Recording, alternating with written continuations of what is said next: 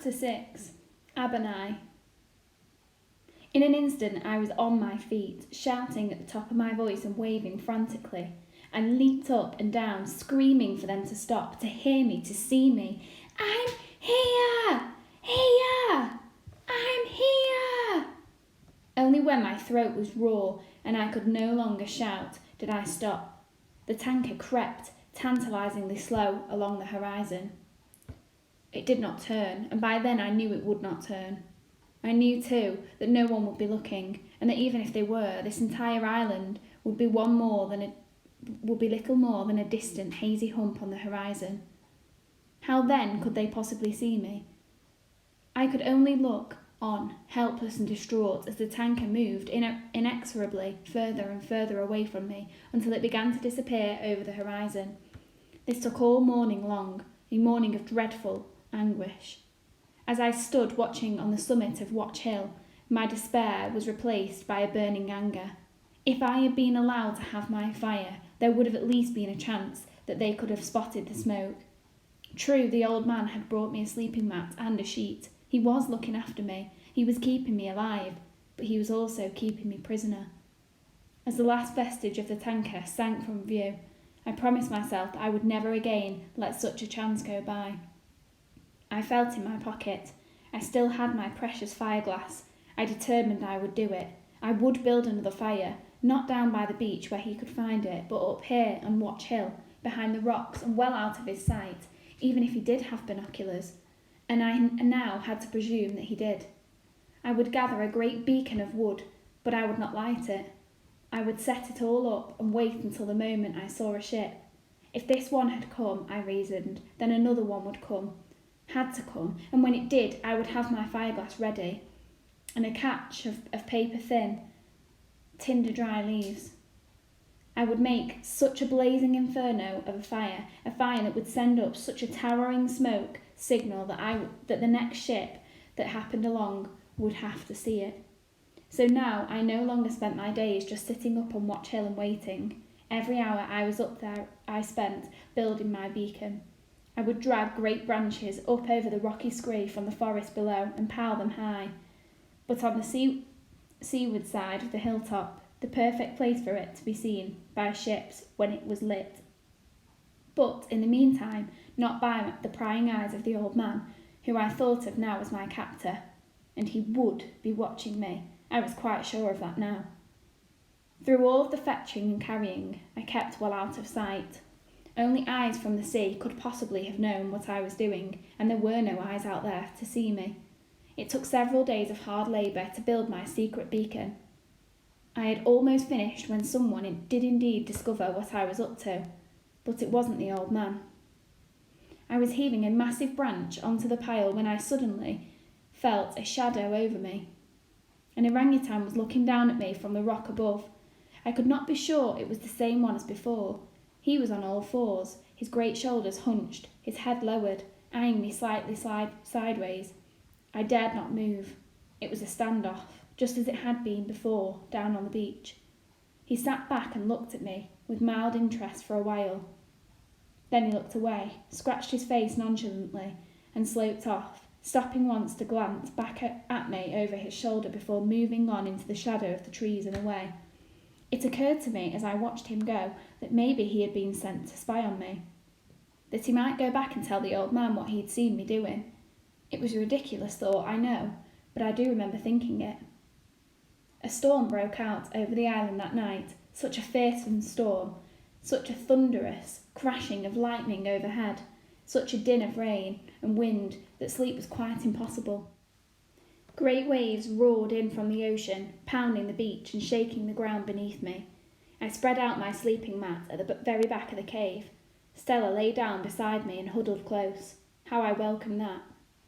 It was fully 4 days before the storm blew itself out, but even during the worst of it, I would find my fish and fruit breakfast waiting for me every morning under my tin, which he had now wedged tight in under the same shelf of rock. Stella and I kept to the shelter of our cave. All we could do was watch as the rain came lashing down outside. I looked on, awestruck at the power of the vast waves rolling in from the open sea, curling, tumbling and exploding as they broke onto the beach as if they were trying to batter the island into pieces and then suck us all out to sea. I thought often of my mother and father and the Peggy Sue and wondered where they were. I just hoped the typhoon, for that's what I was witnessing, had passed them by. Then one morning, as suddenly as the storm had begun, it stopped. The sun blazed down from a clear blue sky and the forest symphony started up from where it had left off. I ventured out. The whole island steamed and dripped. I went at once up Watch Hill to see if I could see a ship, perhaps blown off course, or maybe sheltering in the lee of the island, but there was nothing. That was a disappointment, but at least I found my beacon had not collapsed. It was sodden, of course, but still intact. Everything was sodden. There could be no fire now until it had dried out. The air was hot and heavy all that day. It was difficult to move at all, difficult to breathe. Stella could only lie and pant.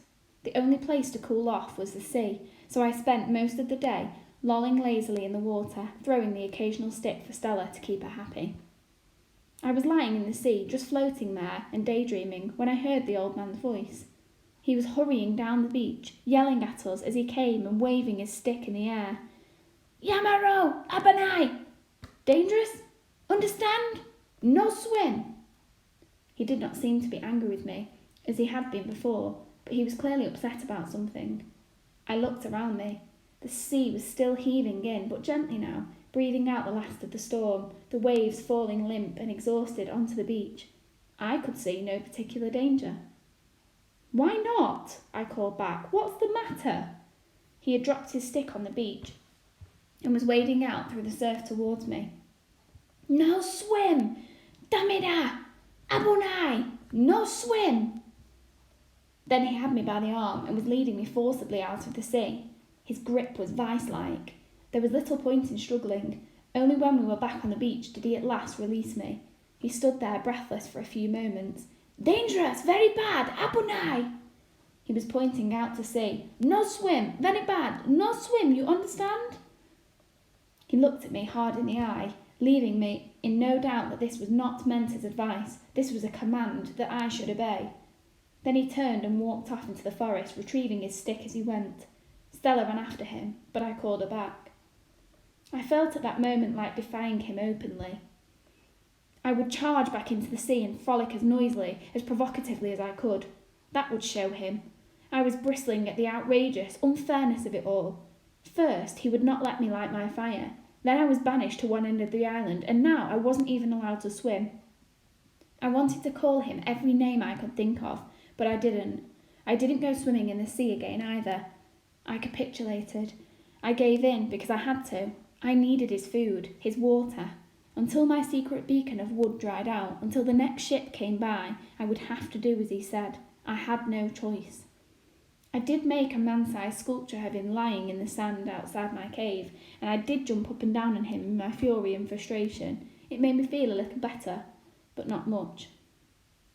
Until now, except for the occasional gut-wrenching pangs of homesickness and loneliness, I had by and large managed to keep my spirits up, but not any more. My beacon stayed obstinately damp. Every day I went up Watch Hill hoping to sight a ship, and every day the sea stretched away on all sides, empty. I felt more and more isolated, more and more wretched. In the end, I decided not to go up Watch Hill any more, that it just was not worth it. Instead, I stayed in my cave and curled up on my sleeping mat for long hours during the day. I lay there, drowning in my misery, thinking of nothing but the hopelessness of it all. How I would never get off this island, how I would die here. My mother and father would never even know what happened to me. No one would, except the old man, the madman, my captor, my persecutor. The weather stayed heavy and humid. How I longed to plunge into the ocean, but I dared not. He'd be watching me for sure. With every day that passed, in spite of the fish and fruit and water he continued to bring me, I came to hate the old man more and more.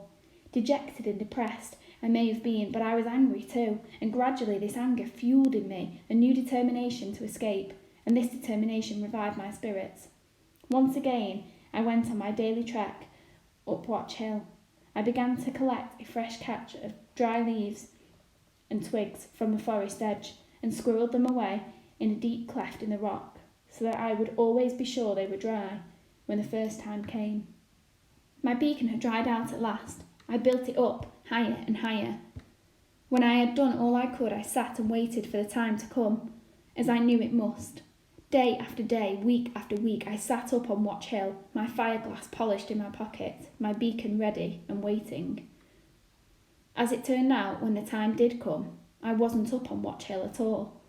One morning, with sleep still in my head, I emerged from my cave, and there it was, a boat with strange red-brown sails. I supposed it to be some kind of Chinese junk, and not that far out to sea either. Excitement got the better of me. I ran helter-skelter down the beach, shouting and screaming for all I was worth, but I could see at once that it was hopeless. The junk was not that far out to sea. But it was still too far for me to either be seen or heard. I tried to calm myself, tried to think. The fire! Light the fire! I ran all the way up Watch Hill without once stopping, Stella hard on my heels and barking. All around me the forest was cackling and screeching and whooping in protest at this sudden disturbance. I readied my cachet of dry leaves, took my fire-glass and crouched down beside the beacon to light my fire. But I was trembling so much with excitement and exhaustion by now that I could not hold my hands still enough. So I set up a frame and twigs and laid the glass over it, just as I had before. Then I sat over it, willing the leaves to smoulder. Every time I looked out to sea, the junk was still there, moving slowly away. But still there. It seemed an age, but there was a wisp of smoke, and shortly afterwards a glorious, wondrous glow of flame spreading along the edge of one leaf. I bent over it to blow it into life. That was when I saw his feet. I looked up. The old man was standing over me, his eyes full of rage and hurt. He said not a word, but set about stamping out my embryo fire. He snatched up my fire-glass and hurled it at the rock below, where it shattered to pieces. I could only look on and weep as he kicked away my precious pile of dry leaves, as he dismantled my beacon and hurled the sticks and branches one by one down the hill. As he did so, the group of orangutans gathered to watch. Soon nothing whatsoever now remained of my beacon. All about me now the rocky scree was littered with the scattered ruins of it. I expected him to screech at me, but he didn't. He spoke very quietly, very deliberately. "Damida," he said. "But why?" I cried. "I want to go home. There's a boat, can't you see? I just want to go home, that's all. Why won't you let me? Why?" He stood and stared at me. For a moment, I thought I detected just a flicker of understanding, and then he bowed very stiffly from the waist and said, "Gomenasai, gomenasai. Sorry, very sorry." And with that, he left me there and went off back into the forest, followed by the orangutans. I sat there watching the jungle until it was nothing but a spot on the horizon, until I could not bear to watch it any more. By this time I had already decided how I could best defy him. I was so enraged that consequences didn't matter to me now. Not any more. With Stella beside me, I headed along the beach, stopped at the boundary line in the sand, and then very deliberately I stepped over it. As I did so, I let him know precisely what I was doing. "Are you watching, old man?" I shouted. "Look, I've crossed over your silly line, and now I'm going to swim. I don't care what you say. I don't care if you feed me. You hear me, old man?" Then I turned and charged down the beach into the sea. I swam furiously until I was completely exhausted and a long way from the shore. I trod water and thrashed the sea in my fury, making it boil and froth all around me. "It's my sea, just as much as yours," I cried, "and I'll swim in it when I like." I saw him then. He appeared suddenly at the edge of the forest. He was shouting something at me, waving his stick.